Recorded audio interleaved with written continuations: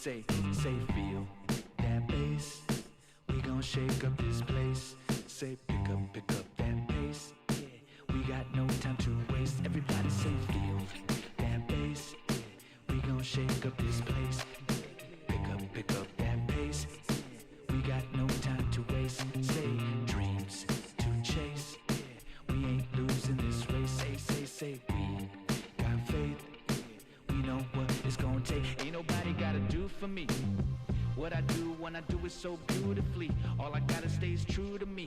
Yeah, stay winning is a mood to me. Hey, ain't nobody gotta do for me. What I do when I do it so beautifully. All I gotta stay is true to me. Say what? Stay winning is a mood to me. Hey, I said.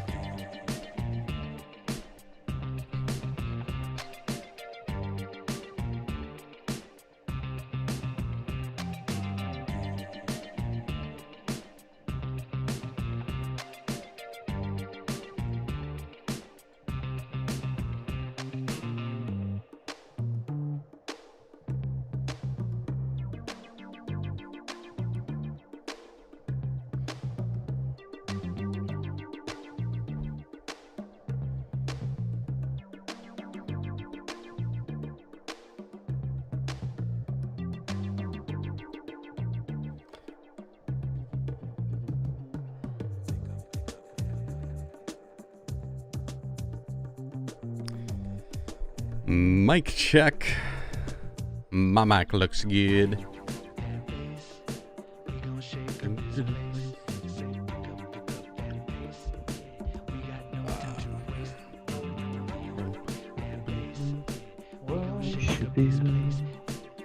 What's up? Chair. I'll get another chair. Ain't nobody gotta do for me what I do when I do it so beautifully. All I gotta stay is true to me. Yep. Stay winning is a mood to me. Hey, ain't nobody gotta do for me. Yep.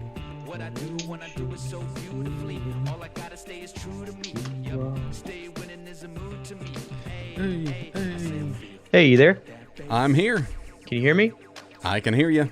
Are we decent? Everything should be set up the same? Yeah. Okay. Sounds good. Looks good to me. I gotta swap some stuff out. Oh my word. And change up some settings, but I'm good when you are. If you want to set everything, if you want to start it up, do the pre-show. We're already rolling. Oh, well, hello everyone. Pre-show's rolling. It'll start in 7. Cool. See you in a minute.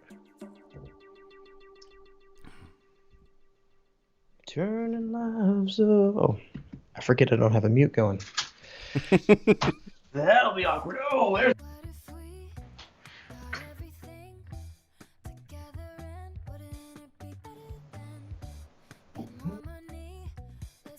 I'll mute Jarrod for now for anybody kind of watching in. Whoa, what was that? Did you guys see that? The pre-show thing? Like the P, it just kind of jumped. What is that doing? Oh, I know what I probably did. Yeah.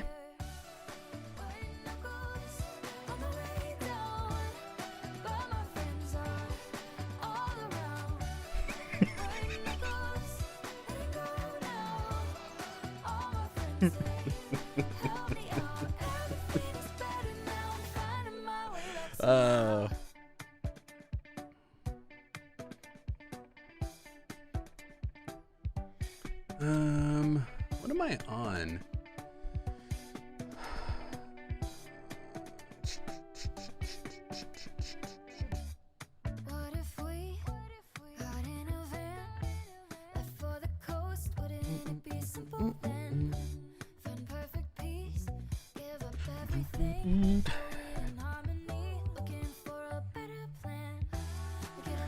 I had you muted so they couldn't hear the water trickling.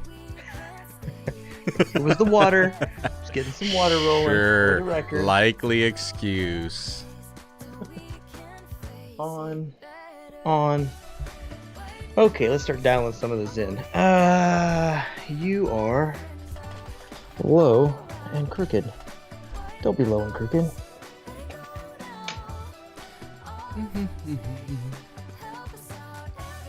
Let's see if that does anything.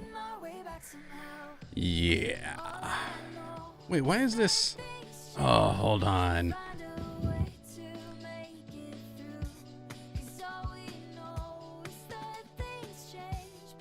Oh, because I'm in a billion F16. Let's start down that back. So here's the funny thing. What? I had it set for private. It's a good thing we're doing this kind of live and watching stuff, because 5 minutes of the pre-show has all been like private. Nobody could jump in anyways. Nice. Okay, that's not the right color. White balance. Custom. Why aren't you using those custom keys? The custom setup stuff. Because I have so many customs. And also, my wife. This one is my wife. She borrowed... The Big Daddy? Yeah, she has to use it for hers because I don't have a mini right now. HDMI mini. Oh. So that goes for the, whatever that is, A6600. Yeah, that makes sense. She would like to use her own. I would like for her to use her own. Because this is kind of a pink. I wonder if I can do this without... you should be able to do it. So what temperature have you got your lights set at? 56. What Kelvin? Okay, so just go into the white balance and then just set it for Kelvin 56. And hold on, let me look at this real quick. It's just a shade off, though. Yeah, do the G1. Try that. Hold on, I messed this up again. Stop it. So I do Kelvin. Mine are at 55, but G1 is where I found. So it brings the green over instead of the magenta. So it just shifts one notch on the green side. So I go, oh, man. Rest up this arm. That's a long way. Okay. G. So when I go over. So I'm getting a grid, and you want me to go towards the green? Yeah, go. It should say when you go over, it'll be like G 0.25. Mine's at G1. I'm at like B. I'm on the AB grid. So do I need to go down? So then, yeah, you're probably going to go down, or I don't know. Okay, so what does it need to be? Point what? G1. G75, G1. That's more green. That's right. Does that look all right? It's closer. What are you focused on? You crazy camera, you. Yeah, that's... Okay. Okay, let me get it.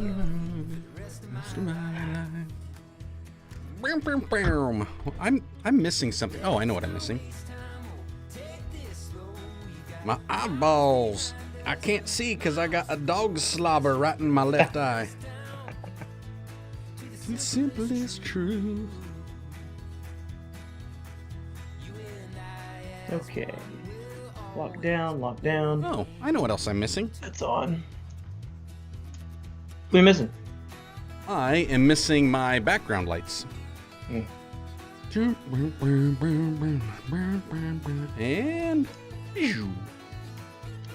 there we are. It's way too much. I think my shirt came untucked and now it's messing with my stuff. And then this countdown will drop and 40 some seconds, and if I have this set up correctly, it's going to roll straight into the intro, so then we won't forget the intro. Dude, that's awesome. So if it's set up right. Is anybody in the feed yet? I'm catching up, guys. I'm catching up. Yes, we have a few in the feeds. Charles, Dustin, Jason, all kind of hopping in and saying what's up, and you wouldn't know it. I have to go to sleep because I... Oh, well, Charles, we're glad you can be here for at least a little bit. And 3, 2, 1, we'll roll. Welcome to the Vlogpastors Podcast, a podcast all about the stories and strategies of sharing God's love in the digital world. Now, here are two pastors that love to put a camera in their face and walk around in public. They are the Rocky and Bullwinkle of digital ministry, Jarrod Brown and Joshua Verwers. Hey, everybody. Joshua Verwers here. Jarrod Brown. Vlog Pastors in the house for episode number 30-something. I lost 35, track. right? 35? I think that's what so. you're... I think that's what I've got on there. Whether or not it's actually true or not, I have no idea. We kind of lost track over the last few weeks because we have been having lots and lots of technical difficulties. And you were just telling me it happened again. Did it just happen again? Well, I thought I heard a little bit of feedback when that intro was playing, but I don't know because you and I, we hopped on, was it yesterday, the day before? I can't remember, but we were on and we were playing around with stuff and it sounded good to me. So there we go. Episode 35. If you go to edit this next time. Yes. This one's so 35. yeah, we were listening. I think we had narrowed it down and found an issue because we did like 20 some minutes without any feedback. Yep. So we'll see how well this rolls. If this doesn't work, then I'm going to, we quit. We're just, cashing out. Because it's just, I cannot deal. Like the previous 3 episodes, if anybody's watching this on YouTube, you're not going to see episode 32, 33, or 34. They are all private and hidden, and I will not let anybody see them ever again. What? Really?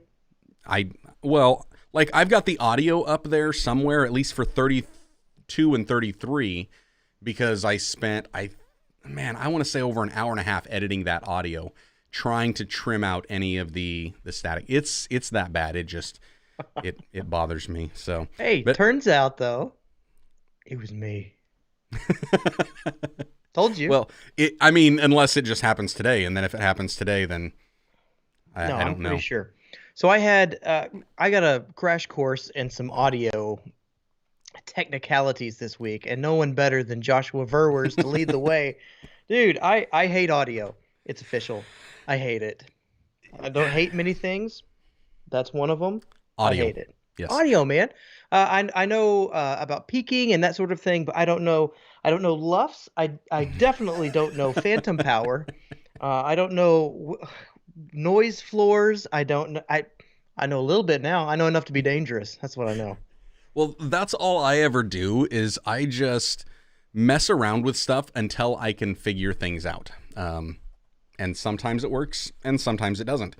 I don't know. I play around with stuff. I've watched, I don't know, a dozen different YouTubers, and there's probably like 3 specifically now that I'll refer to when it comes to audio. Jarrod Undone is not one of them. When it comes to video, you want to know something, check out Jarrod Undone. But like music radio, I think it's Mike Russell. Man, he makes my brain hurt. So he's big into audio production and breaks down a lot of that stuff. But then there's little nuances and things that you find with different platforms. So each platform that is out there, they have their own specs that they prefer, and to try to find some process that is somewhat normal rarely works. So who knows if I actually know what I'm doing.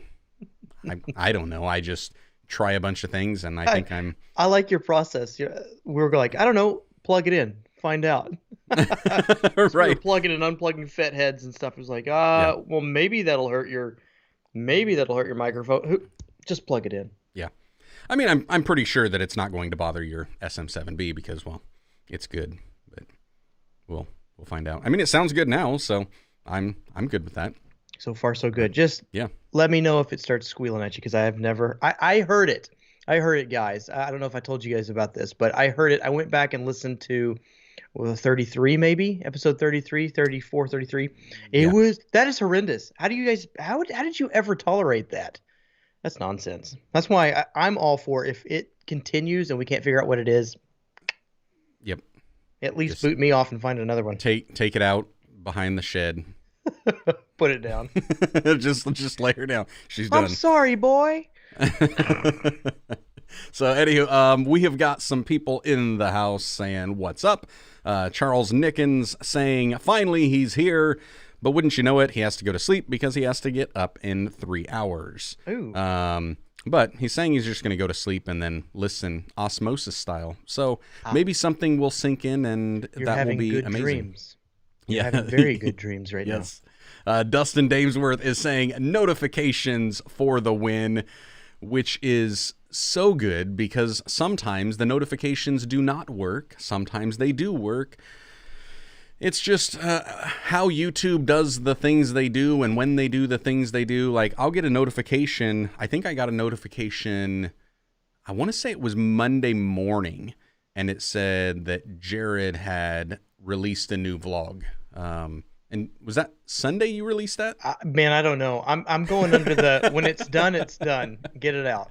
Right. No matter what time. I'm trying to wait until like 8 a.m. because that's kind of whenever I release videos. Mm-hmm. But when it's done, it's done. Yeah. So I think it was Sunday.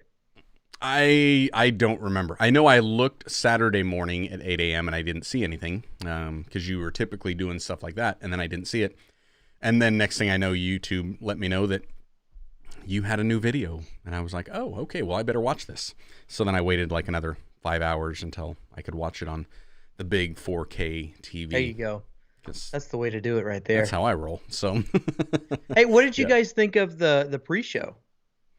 Yes, I would like to know what you think of the pre-show, although most of them couldn't jump in too much on the pre-show because private. I had set, because I went through before I set up this stream, I had taken the last 3 episodes and made them all private. So when I set up this stream, it said, do you want to reuse the settings from the previous one? And I said, yes. And it pulled the private thing. So we had 5 minutes of the pre-show there, but the little pre-show graphic I thought was... That was cool, man. You've been working. Yeah, working, trying to do something like that. Although I did notice that I had an issue with like my letter P.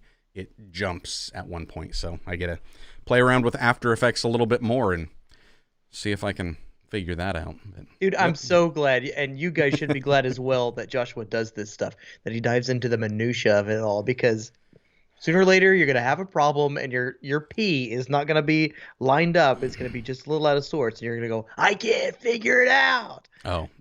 Or we're getting feedback and I can't figure it out.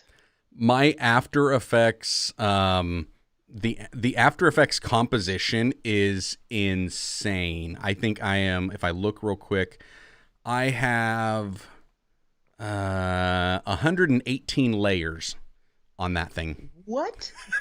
So, and all it says is pre-show and then like podcast starts in. That's it. But it's a neon sign and it's lug. It's glitching. Actually, it didn't. My computer had no issues with it. It's like, yeah, no problem. So I don't ask me how, don't ask me why. That's amazing. I don't know. It just, 118. I just looked that up. 118 layers. That is insane. Now, most of those are like duplicated layers, a letter here and a letter there. And right. But you can't nest any of those because of what you're doing? Or whatever it's called. I don't know. I probably could have, but then I have to figure out how to do that. So, but because of the spacing, so I've got like, pre-show over there, and I'm sure all it was with that P being off. Let's see if I look down here. Where's the pre-show? There's the P's. And if I look, I've probably just got one of them that it's right there. Yep, sure enough. That's all it was. Just one of them, the alignment was off, which means I must have let my fat fingers touch some key and it did a little who's a what's it. So, dude, I feel that. I mean, you spend 19 hours on something and it's just off. Yep. And then you got to go back in and spend another 19 hours to figure out how to make it go close. Well, and the other part of that was I actually exported it and everything was fine and it looked good, and I checked it out on my PC, playing perfectly, dropped it over into the Mac on Ecamm, and it said the file format wouldn't work. And I can't remember what file format I exported it as, but I know it was a QuickTime with the alpha channel on there, which gives that transparent background. but it wasn't working. So then I had to go through and redo it as Apple ProRes 4444 with alpha. Naturally. You Naturally, wouldn't want to use the other. The 4442 apparently doesn't work. Yeah. Don't you love all the technical jargon when I get so far deep and all of a sudden it's like the hamster wheel just freezes. It seizes up. It's like, yes, we can't move forward. Let's back up, see if that works. But no, man, you've got a level of patience that is rare for that sort of thing. I do, but it's also a downfall for me because I'll get in on something and my patience runs so thin at one point that then for me to start a new project, I don't have any patience left for the next project. So it has to get pushed back a day or two or week or month or year. Because I'm just like, nope, can't.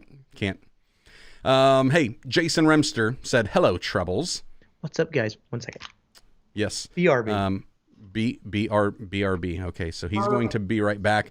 Dustin saying, so love hearing the pre-show. Yeah, we were just kind of rolling around. And if you missed it, you might have heard a little bit of an audio in the background. Jarrod at one point just gets up and starts walking away because he had to, I don't know, get a drink or something. And you hear water trickling. And I muted his microphone, but you couldn't hear him admit it was water. It was not water.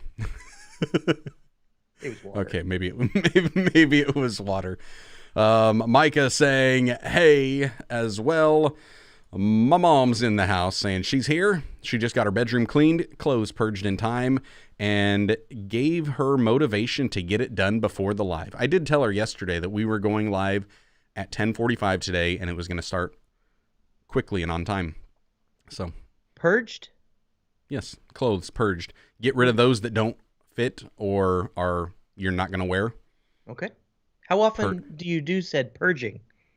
I have, Mom, how often do you do said purging?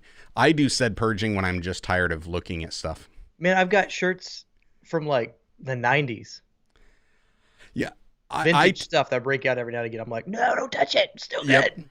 I typically go with, I get rid of shirts one of two ways. The first way is that I have worn it out so much that there is so little amount of thread that it looks like it's indecent for me to wear it. Yep. And then my wife and my mother and my daughters complain so much about being able to see things. Nipples. I was debating on whether or not I was going to say nipples or not. Hey, this is a clean show. Let's limit that. Come on.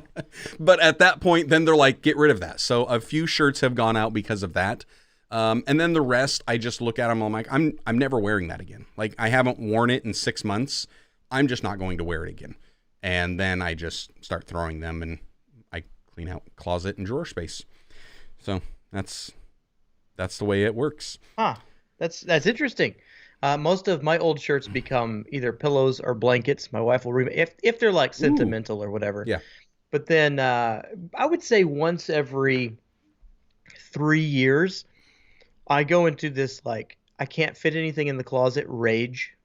And if it's not dearly sentimental, it takes this point. And if it's not dearly sentimental, everything goes, and I have to start over. It's like 3 or 4 years.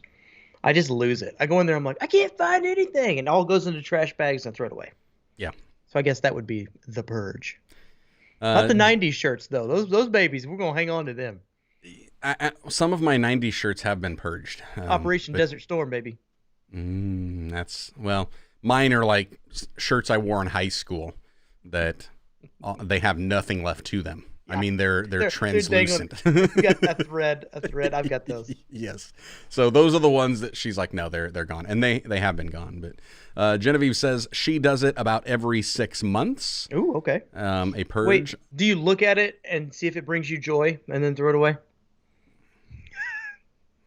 Maybe. I have no idea. I don't know how she does it. She just tells me it's time to go through the closet and I start throwing things at her. Dude, okay, this is an overshare, but my wife and underwear, I'm still wearing those things. Just because there's a couple holes in them doesn't mean they need to go in the trash can. I am running out of underwear like crazy. Overshare. Yeah, so, well, I mean, as far as underwear goes, it's when they have holes, she gets rid of them. Oh man. So. But there's only like, well, and then the hard part is there's like, this is weird. I bought a pack of like Hanes tagless boxer briefs. Mm-hmm. The black ones are the only ones that fit right. The navy blue, it's like they ride down in the back, and it's like, no, I'm not a plumber. This is not acceptable. No argument here. I just got okay. So for Christmas, I got this pair of underwear. I don't know how this went off. I do, but okay. So I got this pair of underwear. It's from Buck Naked. I guess it's a Dakota. What are those things called? The super expensive, like northern brand. I can't think of what the name of it is. Yeah. I know what you're talking about. You know what I'm talking about? Yeah. Well, anyway, got a pair of those underwear. They're fantastic. They're basically swim shorts, but they're like $25 or $30 a pair, worth every penny. Yep. Yeah, and that's all I'm buying from here on in. Yeah, and that's kind of the thing with me with any clothes. Duluth Trading. There's Mom. She got it. Duluth Trading. That's the right. Yeah, so I was with me on any clothing. Whenever I find something that fits and it works, that's like the only thing I will ever use. I've been wearing Arizona bootcut jeans since I think 99. Link in the description. And it's just like that's it. The only place I can get them is from JCPenney's. And so when JCPenney started closing down doors, then it was like, can I get these online? And then of course, if I'm driving, we've done this, drove across country down to Florida, and just driving through some random town, and I see a JCPenney's, and it's like, we're pulling over. I'm seeing if they got some. So, but yeah, you're probably like my dad in ammo. So everybody's gone crazy about this whole ammo thing. Yeah. My dad's like, he's not worried about it. We went to the gun store the other day, and he's like, he picked up a couple of boxes. I'm like, Dad, what's your deal? You're usually not conserving ammo. He's like, man, I pick up a little here, a little there. Every time I go into a store, I get a box. It's like stocks. And they may be high, they may be low, but I'm just going to buy a little bit as I go. I'm just going to buy. I do that even with ammo, until the point where it's like I have more than enough. So at that point, it's like, I think I've stocked up pretty well. So, yep. Which, speaking of ammo, John's wondering, are your guys' ammo prices sky high right now too? You can't find any. You just can't find any. We had a new ammo store open up in our town, and they guaranteed that there would be ammo there, but that was with rationing, basically. You got one box because it was jam packed, and everybody was buying it off the shelves. You couldn't keep it. They do have some, but there is a limit for the specialty stuff. And yes, they're not extreme. I would say 223s, $1.25 to $1.50. I know that's not bad. That's kind of a wide range, but and then a little high, but not too bad. Your 5.56 is a above that. Right. So, but it typically is. Yeah, I haven't bought ammo for probably a year. It's probably been about that long, but like I said, I'm stocked up. Although I did get to thinking about this while we're talking. I don't have enough 357 Magnum ammo, so I need some more of that. Set that over there. So I need to, because that was one of the most recent guns that I got, and I don't have enough of that. So got to get that. But there's something interesting, not to get into all that. There's something interesting about where's the ammo? I mean, I guess regulations and whatnot that are put on the folks who produce it. Floating coffee hand. All right. But there's some sort of regulation there. I don't know what it is. Conspiracy theory. But good night. You would think that the gun companies would put pressure on the folks who are making the ammo to say it's hard to convince people to buy a firearm when you don't have ammo to shoot said firearm because of reasons. Because of reasons. Yeah, don't ask. Because of reasons and restrictions. Yeah. Yep. Anywho, let's see. John said today's Vlogpasters topic, talking about the unmentionables. So, and Jay was saying his hometown is Duluth, Minnesota. Oh. So that's pretty good. Mom was saying that she tries to purge twice a year, usually once a year. And if I haven't worn it in a year, it's gone. She gone. She gone. So, yep, definitely. And Dustin was saying, Mom got the inside scoop. She does get the inside scoop sometimes. We just happened to, we got in central Iowa and here south central Iowa, we got about a foot of snow that dropped on us in about 24 hours. That was awesome. And over in where the church is at, for the first time in 40 years that church has been there, the city gave us a fine for not having sidewalk shoveled. Is that a thing? Apparently. And so I was on the phone with them yesterday, and we had to go down to shovel and snowblow. The problem with that is our property, like we've almost got the entire square block. There's one house on the corner that is still there. The rest of it we own, and we've got a huge vacant lot behind us that's half a block. There's a broken up sidewalk on two sides of that square, and we've never shoveled it. Like never. In 40 years, we've not touched it, and it's never been a problem. Apparently now it's a problem.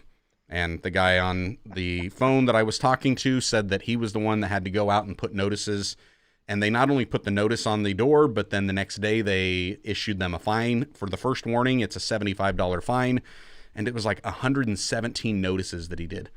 I'm like, is the town really that hard up for cash? I've got a friend who does that. It's not for snow, obviously, but it's for like lawns and dogs and those types of things. And he hates it. He hates doing it, but he's like, for the taxpayers. Here in Osceola, they do that.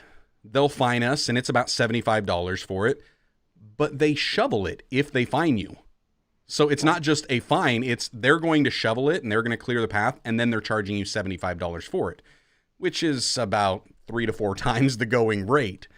And it's like, at least you did it. Or if you weren't mowing, well, then they wind up doing that thing. Over there, nope. Here's just a $75 fine, and we're not even touching it. And I'm like, this is insane. And of course, they put the notice on the door, and we're only at the church on Sundays unless something happens and we happen to be down there. So is that a monthly? Is that a monthly thing? Like, would they come out the next month, or can they come out the next time? Every snowfall. Yeah. What? Every snowfall, you've got like 48 hours to get your sidewalk clean, and if it's not clean, then here it goes. Yeah. Oh my. So yeah, that's no longer a beautiful snowfall. I'd called you. What was that? Yesterday, or the day before, and you had your webcam in the window. That was beautiful. Yeah. Nah, not anymore. Never mind. That stuff is the devil. Well, and I mean, Mom got her snowblower up and going, so then it was like, all right, no big deal. We'll run that over. And you have a snowblower? Is that like a common thing up there? Yeah. Oh man. We get lots of snow, so you either have a snowblower or you have 4 children. Deb went for the twofer, right? Yeah. So before she had the snowblower, she had the 4 children, and shortly thereafterwards, then it was the children coming over and shoveling and snowblowing. And although light fluffy stuff, you don't even need a snowblower, just a leaf blower. Plug that thing in and just blow that stuff out of the way. But could you still get fined for like just a small amount? They typically don't. But it's like, I mean, it was, I don't know. I think the last snowfall they fined us for was like 4 inches, and that's what which I mean, 4 inches is still pretty decent, but it's crazy because like our drive was plowed, the sidewalk alongside the building was all shoveled and cleaned off. Everything that people use, so in our church or the mailman coming, all of that was cleared. It was the vacant lot, some of which there is no sidewalk at all. Like there's no sidewalk, but they told us we had to shovel. And I'm like, dude, if I'm a 16-year-old kid, I'm making bank in the winter. Yeah, it's. What do they charge? What if a 16-year-old kid is driving around? Well, of course, we're driving around in the snow.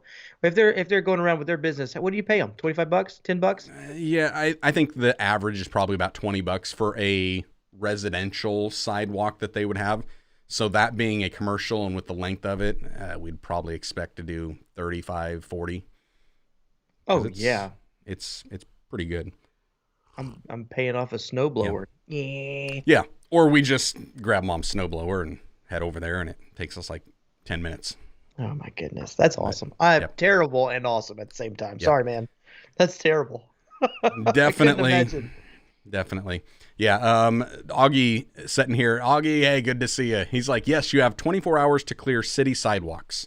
And he's here in Iowa, but he's on western side of Iowa. Get 24 hours. And we've got 48 here in. We don't come outside for a week. It snowed. You're off for like the rest of the week to month, depending if it's going to stick around. Like, that's what you do. You don't walk on the sidewalk. Yeah, we've still got, like today, I mean, there's snow everywhere. Our streets are plowed. Our sidewalks are plowed. The country roads are not plowed. We still have school. It's just you call all the families and send out a notice, and it's like, hey, it's hard surface only, which means if it's a paved road, we'll pick you up there. If you live out on a gravel road, you got to come to a paved road or make it all the way in or stay home. And that's just what it is. So it's interesting. Yeah, we trug with it. And then, of course, you go up farther north and head up into Minnesota, and they're like, snow days. Snow days? That's like Monday and Tuesday and Wednesday. So they're just used to it. And they're like, a foot of snow and still wearing flip-flops and shorts and not worried about it. Yep. Augie's saying they tape it to the door and take it off before taking care of it. It's $1,000 fine around here. Is that 1,000 or is that 100, Augie? What? Maybe 10. Maybe we forgot a decimal somewhere in there. I mean 100. I know a lot of them do it. Like ours. Where was it? I'm sorry. Yeah, this is. I'm freaking out a little bit because. So there's the snow removal notice. And it says $75 and a warning. Second offense is $100 service removal, treatment fee, citation with a $250 fine. Third is $150 removal fee and a $250 fine for each subsequent. I'm like, yeah, whatever. We'll see. After we get done with this, I got to make a phone call to City Hall, and I'm going to just, figure out how we can just rip out all the sidewalks so I don't have to shovel them. That's exactly. That's nuts, man. Because there's literally nothing there. And the craziest part about it is you go past the property where the sidewalk is supposed to be, that's all broken up. You cross the street, and there's a sidewalk in front of 2 houses. And then the next 3 blocks has no sidewalk. And then there's a sidewalk in front of 1 house. And then the rest of the way out of town, there's nothing. It's like, so why do we have to? Joys. So because of having to do that yesterday, Mom got some, inside scoop because we had to drive. So, yeah.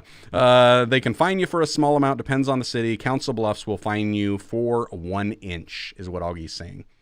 So, yep. And no, he said they do charge you $1,000 fine. It's removal of a public notice. That's, yep. Yeah, craziness. Craziness. So, yeah, John saying, can you rip out the sidewalk and make it grass? That's what I'm going to be getting into this afternoon. That's the next project. Because it's like, no, we're not doing this. Like, well, no. How does that even work? Because is that city property? Or are you going to go for forgiveness? Well, see, here's the thing. It depends on the city manager.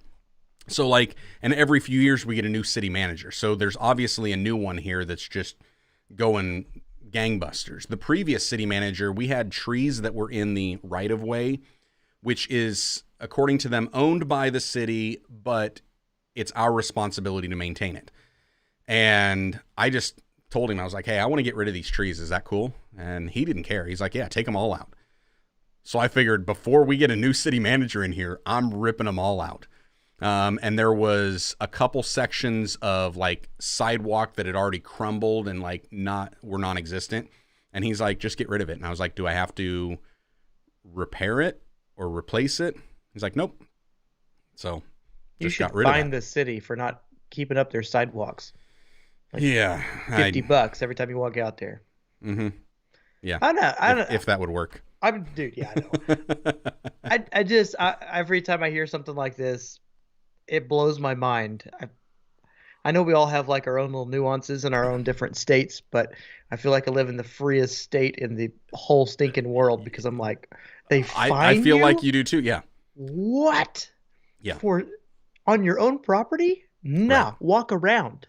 I got a clever idea. Walk around. It's crazy. Don't look at it. Yeah, and see, I thought for sure that they were upset that the mailman couldn't get across the sidewalk, and that's what they were going after me. But I've got picture and video. That wasn't me. That was the city when they bladed that road, and it's a cobblestone road out there. And so it wound up having like 1.5 feet that they just bladed up, and it's like 3 feet in the air. That's in the city. That's in the street. It's not on the sidewalk. I'm not supposed to maintain it. I shoveled all the way up to the sidewalk so he could get in if he needed to, and we cleared the drive into the church in case he wanted to use that. I was just like, man, I have no idea why they're doing this, but it was just, yeah, it's crazy. So that's going to be fun for me this afternoon, just being on the phone and being like, knock it off. Dude. Stop being dumb. Rent you a bobcat and just tear that puppy out. Yeah, well, yeah, my brother's got one of those, so that wouldn't be. There you go. Yeah, just head it over there, rip them out. We'll see what happens. So, but yeah, and then he was like, the guy saying, well, we looked at aerial photographs and we saw that there was a sidewalk there. I'm like, how old is your aerial photograph? Because you go with Google Street View and there's no sidewalk there. So it's just, yeah, I don't know. We'll figure it out. Maybe that's what I'll do. I'll just let grass overtake it and then we'll see what happens. There you go. Done. Mow it. Yep. So, hey, Trey Van Camp in the house saying, "What's up, fam?" Trey. We have no idea what's up. We this episode we're talking about unmentionables, so we're talking about nipples and underwear and. That's so true. Yep. So, apparently we are. I have no idea what we're even doing, but well, I think we had kind of mentioned talking about some of our embarrassing moments in ministry, and we're on track. Oh yes. My apologies, my good sir. I gotta go. Be right back. Okay. So, get to a couple more comments here that we've got. Dean was saying, snow. I wish our problems here were snow. Yesterday, it was -30. Why do I live here in the frozen tundra of Canada? I have no idea why you live in the frozen tundra of Canada. But I've got to visit sometime, so that would be great. Trey's laughing at the unmentionables that we have. Dustin Daneworth said, I headed out for 5 minutes to a meeting, and I missed the unmentionables. Oh, we'll get to it here shortly. Don't you worry. Augie, so now that he's gone, let's make a joke about it. Oh, man, I missed it. It was so close. We could have. Sorry about that, guys. When your wife, she knows what's going on. When your wife calls and she knows that you're in the middle of something, it's important. Yes. It wasn't. Yeah. No water running this time, I hope. No. We're good. There'll be water in about 15 minutes. Nice. Okay, so yes, I was doing a interview for Micah Foster's podcast the other day, and people ask me to talk about something, and I have no idea where anything's going. You guys know this. I mean, we do this podcast, and even if we tried to be on topic, we're never going to be on topic. It's not going to happen. But he had mentioned, and I had given myself a little sticky note somewhere here. Nope, that's not the one. Galaxy of on topic. We're in this one. Yeah. So it was that one. I don't know if it'll even focus. There we go. All of that chicken scratch, it says embarrassing moments. So he's like, you guys should talk about embarrassing moments that have happened at church. And this was because, I don't know, we were discussing, at one point we're at a minister's meeting. And so it's just a minister's meeting. We all kind of crack jokes, at least not all of us, but several of us cracking jokes, picking on each other. And our regional director, Rod, he had just asked, he's like, hey, has anybody got any questions? I mean, I kind of shared what God had put on my heart. Anything else? Nobody's saying anything. Like, nobody's asking any questions. Nobody wants to talk. And so I just raised my hand and I was like, hey, Rod, I got a question for you. I haven't been in ministry as long as you or some of the others here, but there's a phrase that says, that went over like a fart in church. Have you ever had a fart happen in church? And if so, what does it go over like? And that led him to tell a story about how somebody actually had a microphone that was on, and it was rather close, and this fart echoed in the whole place. And they acknowledged that that was a fart, and it just kind of slipped out. And everybody lost it and just started laughing hysterically. And I'm like, now see, when I say that went over like a fart in church, we're talking about how it doesn't, no, that's a bad thing, and it shouldn't happen. But experience from other ministers say, no, farts in church are funny things, and they bring out the joy of the Lord, apparently. Depends on the texture. Yeah. You know what I'm talking about. Yeah. Depends on the texture. Oh, that is good. It depends. It's either a laugh or like a horror type of thing. No, yeah. I don't want to hop in here too soon, but recently, and by recently, I mean like last week, maybe or maybe not, I forgot that I had my lapel mic on. Mm-hmm. And so I had lapel mic on, getting ready for a wedding, and we were going to live stream the wedding. And the wedding, as they tend to do from time to time, bride wasn't quite ready. There's a couple hiccups. It's being pushed back. I'm announcing it. I'm talking to the folks online because of the whole COVID situation. Well, I forgot, because you do. Mm-hmm. I forgot that it was on, and I'm back talking to the groom and the bride. So all the family's online, not all of them, but a significant portion's online watching this thing. And I'm saying, what is going on? What is taking so long? Like what is wrong with you people? Not really, but come on guys, let's do this thing. Let's wrap it up. Yeah. And I'm going from from bride to groom, and they're both going, the groom's going, what the heck's the deal? Let's get this thing started. And the bride's going, well, just tell him, hold on just a minute. And it dawns on me about halfway through. And of course, if you've ever been in the back with groomsmen, they are trying to derail the entirety of a wedding. That's their job, is to make coarse jokes and do what they do. And so it dawns on me in the middle of a coarse joke in the groom's side that, oh, I'm mic'd up. And it's like, oh, that sinking feeling, and you're like, yeah, there's no recovery. There's no recovery. It's like, so is everyone enjoying the wedding? And I go back around, I walk to the computer because it was on our computer, it was pulled up, and everybody says, yeah, we're enjoying it so much. I'm like, okay, so they heard absolutely everything. Yeah. That's awesome. Those microphone flub ups they're bad. They can be bad. Yep. Augie's got one. He says that one time, one of the pastors at a small church where I worked had on the lapel mic and went into the restroom. We didn't have sound guys, so it was the pastor's job to turn off the mic. Fun stuff. Been there. Yeah, that's actually very similar to mine. And this has been, I guess this is like 15 years ago, because it was around our church's 25th anniversary, if I remember right. And this is like the first time that I'm ever going to be in any type of a leadership capacity in front of lots of people. So our church was packed.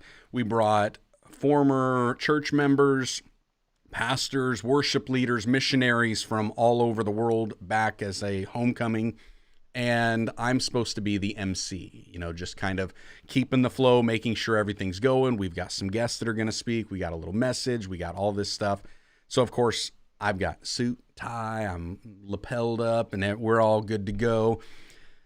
And my son was itty bitty. I mean, he's just a little guy, and he happened to be in the potty training stage. And when you've got kids and it's potty training, you got to encourage them. You have to go. And because of me having the whole suit on with the lapel and the body pack, I had like everything, the on button all taped off so it didn't accidentally get turned off. And so it was taped on, and told the person in the sound booth, you're going to have to control this. So make sure if I'm on stage, it's on. If I'm off stage, it's off. Ran a couple tests through, no problem. Yeah, got to encourage him. So we go to the restroom. And I'm trying to encourage him now. Potty. Our sanctuary. Potty. So our sanctuary is the bathrooms. The restrooms are on the back wall of our main sanctuary. And so if you want to know if, who went to the bathroom, you just turn around when the door opens and you can tell who's been in there. But of course, we've also got pews at the time. And my son is shorter than the pews. And there are people that are trying to look from the front to the back when I come out of the restroom and see who is in there. And all they see is me. And they wanted to know because all they heard from the restroom was, "It's okay, little buddy. You can do it. Come on. Just pee, pee, pee, pee. Yeah, there you go. That's a good boy." And then I come walking out and they just see me. And all they've heard is me encouraging little buddy. That's a good boy. And all the eyes are on me. And what do? I just smile. Yep, that was me. Because it's like, what do you do at that point? It's like, yeah. So, hey, welcome back to church. That's just awesome, man. Yeah, that's awesome. Yeah, I'm sure we got them for days. Well, talking about kids.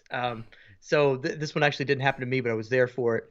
And my lead pastor at the time, he was taking some heat over the baptism of this young girl. She was probably, I don't know, she's probably 9. For us, that's fairly young, still kind of grappling with some stuff. And he'd met with her several times, and she was young for her age, kind of a thing. Yeah. So he'd met with her a couple of times. They talked through some stuff. She was, she was to him firm in her faith, but it kind of some chirping from some of the parents of maybe she's too young, maybe she doesn't know what she's doing, and right. he makes a stand on it. No, I've interviewed this girl. She's confident in her faith in Christ. She's ready to be baptized. Let's do this thing. So he goes in and he's so excited, and he's talking about how it may seem like she's too young, but she's she's ready to go, and he motions up for her to come down. We have stairs down into our baptismal. Mm-hmm. She does not take the stairs. Cannonball. She chooses the cannonball route, but she full sin commits to it. She doesn't just jump in the water. It's a fairly large baptismal. She goes yard on it to the other side. Haboosh. With the one that lays in backwards, water goes everywhere. And then she's so small, she swims, and you can see they had overfilled it.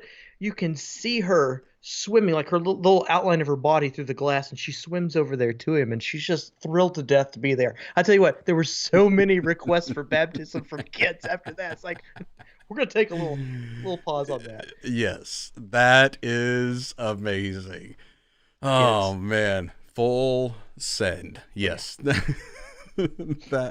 That would be good. Yeah, I think it's something that, we've got all of these different things, and of course we could go on forever talking about different flub ups and mess ups and things like that. You're talking about wedding, and one of them that I couldn't speak straight. And it was 3 times in a row I said, "Take this finger and put it on the ring" during a wedding. And I just kept saying it, "Take this finger and put it on the ring." And finally, I'm just like, you guys know what they're supposed to do. I apparently can't do English very well. It was just at that point, I'm done. Just it's cut your you losses. Let it go. It's we'll just move on. We're gonna keep saying it. It was everybody laughing. And what do you do? What I'm going to be interested to see is with this push towards digital ministry that's really starting to ramp up. I'm interested to see what the mess ups, what the flub ups, what the fails, all of these things that will happen online, because then you've got it documented. Sure, you could just.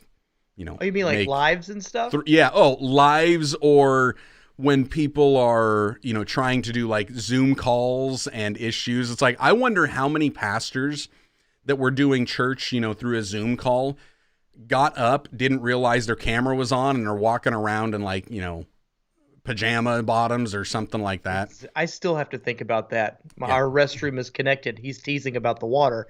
It was water, but I have to actively think mute, because if I don't, which I haven't, it just plays. Sure. Do you remember the early? Sure. You remember the early days of Zoom? I wish we could have documented that. That was chaos, at least for our church. A bunch of people coming online for the first time. It's hey, your camera's still on. Everybody, make sure make sure you mute your mics. Mute your mic. Mute your mic. Hey, hey, Sharon, mute your mic. Yep. Gosh, no. Hey, yep. turn it off. Turn it off. Oh yeah. It was a mess. Such a mess. And the bad thing is I think that most people weren't recording those things. They were just kind of doing them live. But yeah. Oh, there's got to be some amazing stuff out there. And it's only going to get funnier. Now I just hope that those that are doing some form of digital or online ministry do like what you and I enjoy doing. And let's just put the bloopers out there. Oh, yeah. Because I think there's something in that. Just like, us talking about some of those hilarious, embarrassing moments that happen at church, it breaks down the wall of everything has to be prim and proper and perfectly polished. And it's like, no, just be real. Be who you are. Everybody's going to make mistakes. Everybody's going to have those embarrassing moments. Just embrace it. Just roll with it. This isn't necessarily funny, but it is to the point. You grew up an orator. You grew up, in debate, and then you went into wrestling where you did lots of speeches and speaking engagements and whatnot. So, you were pretty used to being on stage, pretty used to communicating points and stuff. Always have been, from what I understand. Yeah. I'm not. I don't have that background. No speaking, back of the club, nobody's going to be saying anything type of deal. Loadmaster screaming, standing on seats and yelling at passengers to sit down and shut up type of deal. That's kind of my background.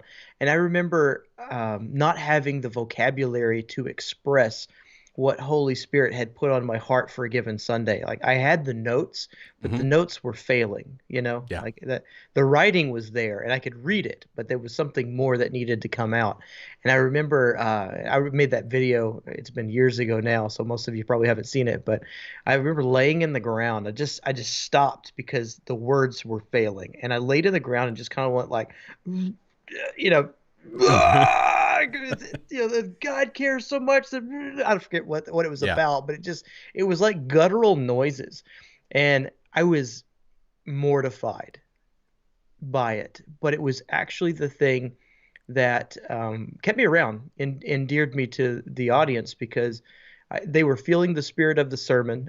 They were in tune with what God was saying to them, and it was an accurate expression. Maybe they could have come up with the words a little better, but it was the emotional risk to just go for it. And I don't know. I feel like we're in a new day and age of digital media, and if there's anybody hesitating, or maybe you're not a speaker, you're not a golden orator like Joshua, you can set up the camera and do what God tells you to do by what you were talking about, Joshua, by being authentic and making all of those horrific mistakes. And I'm finding, I don't know about you, but in the last couple of weeks of just documenting stuff,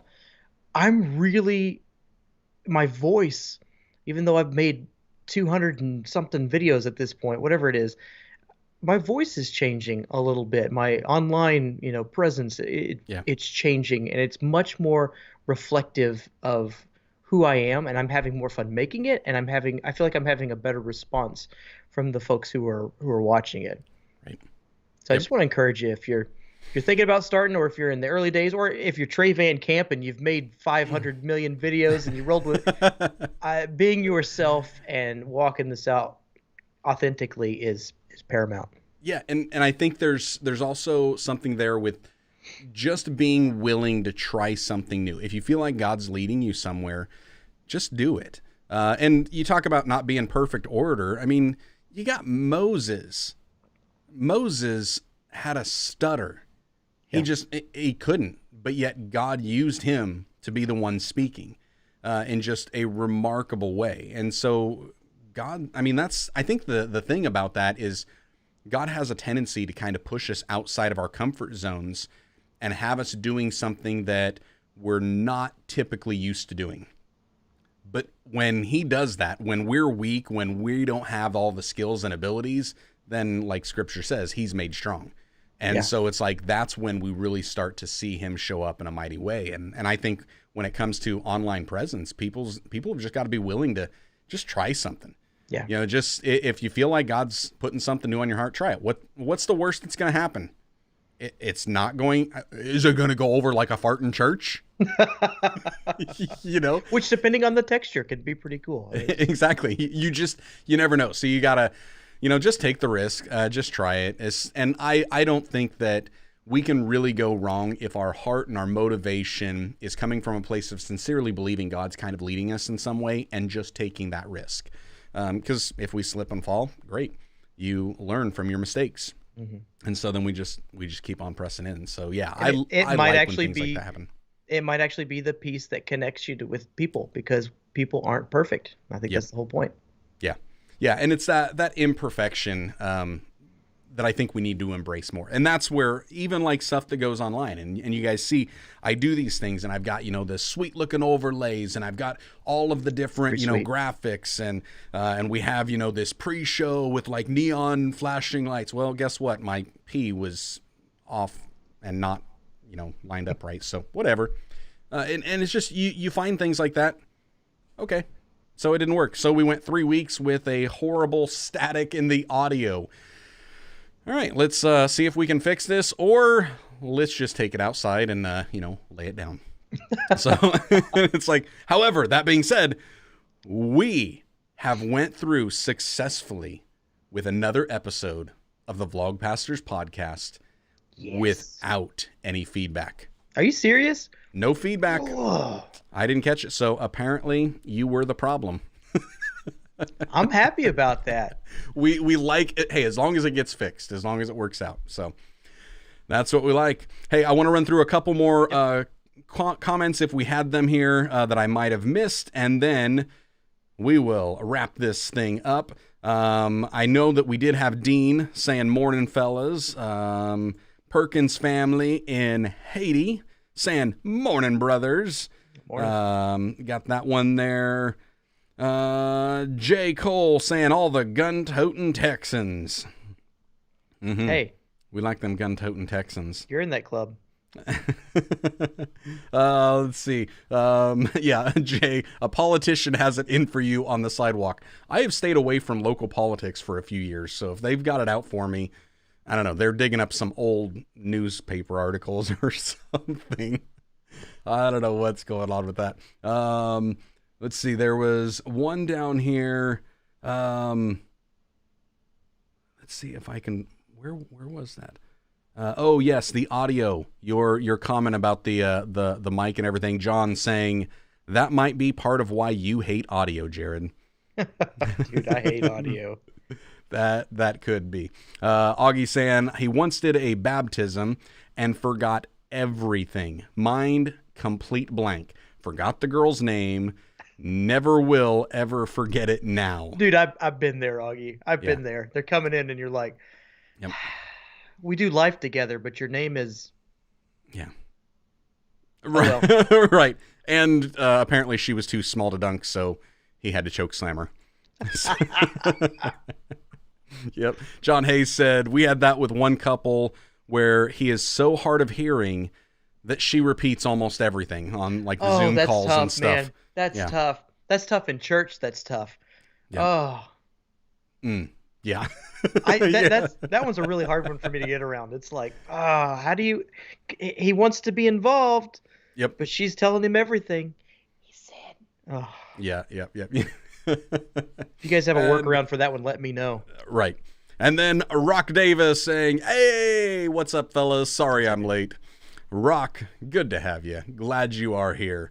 And then John says, I have tuned them out in church. Tune them out. Yes. Yeah. But he says it is funny when he laughs 20 seconds after he gets done with a joke. So. I feel that yeah. way. And how many jokes that we have tried to tell in preaching and they just. Yeah. They don't go over like a fart in church. I've decided if I like the joke, it was good. And I just keep on going with it. Because people are fickle about that sort of thing. Hey, if people that was a good joke. If they don't laugh at my joke, if they don't amen my preaching, if all of a sudden I get going and that is some good preaching and they're not responding, I'm going to let them know that's some good preaching right there. You may not agree, but I agree with it, and I'm going to keep preaching like that. Dude, that's so good. My own jokes. That's. We'll talk later, but that's like talking about repentance. We've been digging into repentance, and for my stream in particular, it's like, no. Tell me about the promises and the good things of God. Oh yeah, we're gonna talk about all that stuff. But right now we're gonna be talking about repentance, and it's like that. That would be the fart in church one. Goes over like a lead balloon, but it's like, no, this is good stuff right here. Come on, we need this. Yeah, it's like Sunday. I'm like, hey, this is going to be the most encouraging message that you wish you never heard. That's so good. That's it was like, true. We're going to talk about persecution. Oh, yeah. Oh, there you go. And all of a sudden they're like, I got out of bed on a Sunday morning and braved the cold weather for this. Hey, I got a captive audience at that point. So, anyways, you're here, you're going to grow. That's it. This is awesome. Dustin saying, what part of Iowa are you in? I am coming to Iowa City in a couple weeks to meet some friends. I am actually south of Des Moines by about a half hour in Osceola. But send me a message. Let me know when you're going to be there and if there's any way we can meet up. I mean, Jarrod knows I'll drive out of my way to go see people. Oh yeah. So I think we ended up meeting in Des Moines, but we should have just met in Osceola. Yeah. Osceola, because you stopped at like the gas station out here. I had to get gas anyway, right there, perfectly. Yep. And while you were there, you should have got a taco pizza at the Casey's. You would have loved it. Really? Oh, taco pizza? Yeah. Sounds questionable. No, it's so good. So good. But anywho, that's it. We saw Diana. Diana hopped in. Diana, hi-bye. Right at the end. And Diana, you know what she did? Can you read that on the screen? It is 3 hays, which means that I have to say it one of 2 ways. Hey, hey, hey. That's what I was thinking. It's like one of the 2. It's either hey, hey, hey, or hey, hey, hey. And now I lost my voice. Which did she mean? I don't know. She meant taco pizza with a question mark. That's what I'm saying. No, I'm telling you, you gotta try it next time you come up. Taco pizza it is. Taco pizza. Casey's Taco Pizza. It's amazing. Best pizza you're gonna have from a gas station. No, Dustin, hit him up for sure. It's worth it. Yeah. Good times. It is. So, yeah, let me know, Dustin, when you get in the area. Send me a message. Catch me. Anybody wanting to connect with Jarrod or I, you can do so over on Instagram. Kind of the easiest place to get us because we typically pay more attention to those DMs. So, true. At Joshua Verwers for me. At Bite Brownie Productions for that guy over there. Info's down below or in the link in the description. All that good stuff. And I guess, until next time, stay blessed. Enjoy God's best. Have a great week.